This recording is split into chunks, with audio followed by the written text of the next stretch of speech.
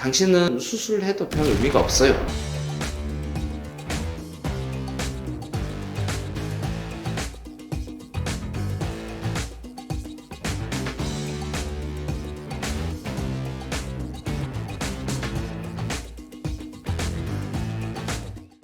안녕하세요. 건강한 전립선을 위한 건전한 비뇨기과 김 교수입니다. 전립선 비대증으로 불편하신 분들은 수술 한번 받아볼까 하는 마음을 한편에 품고 계실 거예요.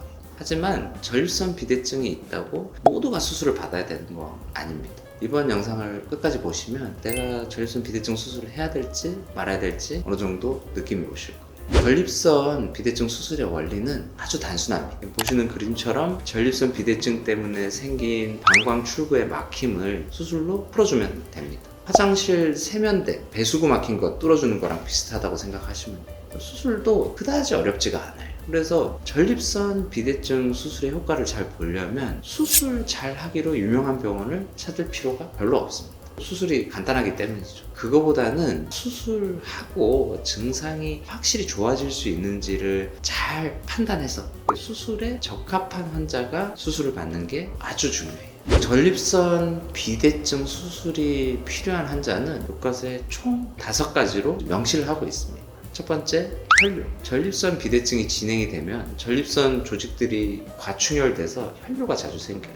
두 번째, 방광결석. 전립선 비대증으로 방광 안에 소변이 저류가 되면 방광 안에 칼슘, 무기질 등이 결정화돼서 돌이 만들어집니다. 방광에 돌이 있으면 소변 볼 때 아프고 피도 아주 자주 날 수가 있어요. 세 번째, 급성요폐. 요폐는 제가 이전 영상에서도 자주 말씀을 드렸어요. 급성요폐를 방치를 하면 방광의 펌프 기능이 더 나빠져서 소변 배출이 더 어려워지는 악순환이 생기거든요. 네 번째, 감염. 요폐와 소변 저류가 반복이 되면 고여있던 소변에서 균이 자라서 요로 감염이 생깁니다. 이 요로 감염이 전립선을 침범을 하면 급성 전립선염으로 진행될 수가 있어서 이때는 전립선이 더 붓게 되고요. 그러면 소변 배출이 더 힘들어져요. 다섯 번째, 콩팥 기능 저하. 소변의 막힘이 아주 오랜 시간 지속이 되면 이 소변 볼 때 방광 안에 압력이 콩팥으로 자꾸 전달이 됩니다. 이 상황이 오래되면 콩팥에 물이 차서 콩팥이 늘어나는 수신증이 생기면서 콩팥 기능이 더 나빠질 수가 있어요. 이런 분들 중에 일부는 만성 콩팥병까지 진행이 돼서 앞으로 투석이나 콩팥 이식이 필요한 경우도 생깁니다. 전립선 비대에 의해서 앞에서 말씀드린 5가지 합병증이 있는 경우에는 수술을 가능하면 빨리 받아서 앞으로 나빠질 수 있는 상황을 미리 예방하는 게 중요합니다. 그리고 꼭 말씀드린 이런 5가지 합병증이 있을 때만 수술하시는 건 아닙니다. 저한테 전립선 비대증 수술 받으셨던 분들 중에서 한 20% 정도는 이런 합병증들 때문에 수술을 받으셨어요. 나머지 80%는 어떤 이유로 수술을 받았을까요? 첫 번째로는 약은 효과가 있는데 부작용이 아주 심하거나 약을 먹기 싫은 사람도 수술을 합니다. 대체로 약물 치료가 잘 듣는 사람들은 수술도 효과가 좋습니다. 그래서 이런 환자분들이 저한테 수술을 원하면은 저는 수술을 해드리는 편이에요. 전립선 비대증 약의 고질적인 부작용인 저혈압, 어지럼증도 없으니까 이런 분들은 효과도 챙기고 약 부작용도 없는 그런 수술이 최고죠. 두 번째는 약 먹기 귀찮은 분들.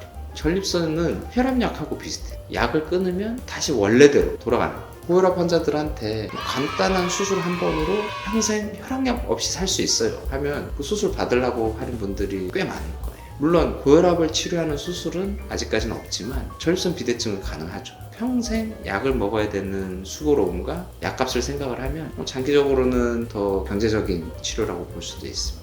약이 잘 안 듣는다고 해서 무조건 당신은 수술을 해도 별 의미가 없어요 라고 할 수 있는 건 아니에요.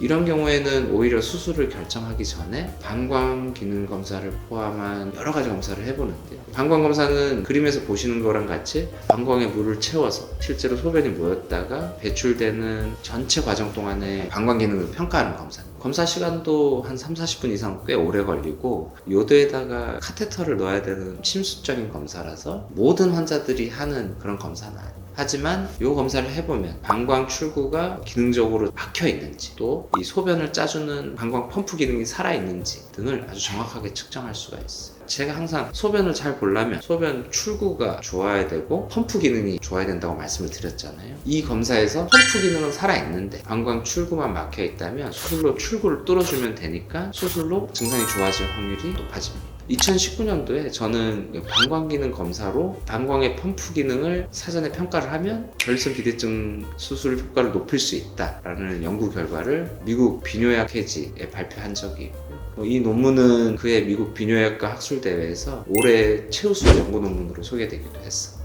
검사가 시간도 오래 걸리고 힘들어서 이 검사를 안 좋아하시는 선생님들도 많으신데 저는 필요한 경우에는 이 검사를 적극적으로 활용을 합니다. 모든 전립선 비대증 환자가 수술이 필요한 건 아니지만 혈뇨, 방광결석, 급성뇨, 감염, 콩팥 기능 저하 같은 합병증이 있는 분들은 꼭 수술을 받아서 증상이 나빠지는 것을 미리 예방을 하시는 게 좋고요. 약은 효과가 있지만 부작용이 심한 분, 약을 매일 드시기 싫으신 분한테도 수술은 좋은 선택지가 될 수 있어요. 약이 잘 안 듣는 분들도 수술을 받으실 수는 있지만 방광기능 검사를 해보고 수술을 받으면 효과가 있을지 예측을 해볼 수가 있습니다. 오늘도 재밌게 보셨나요? 전립선, 소변 문제에 대해서 더 자세한 정보를 알고 싶으시면 영상 밑에 링크되어 있는 제 블로그 찾아와 보셔도 좋고요. 오늘 내용이 유익한 정보라고 생각되시면 이 영상을 카톡으로 주변 사람들하고 공유하셔도 좋을 것 같습니다. 건전한 비뇨기과 김교수 채널 좋아요, 구독 신청해 주시면 앞으로 또 좋은 내용 많이 올리겠습니다. 끝까지 봐주셔서 감사합니다. 건강하세요.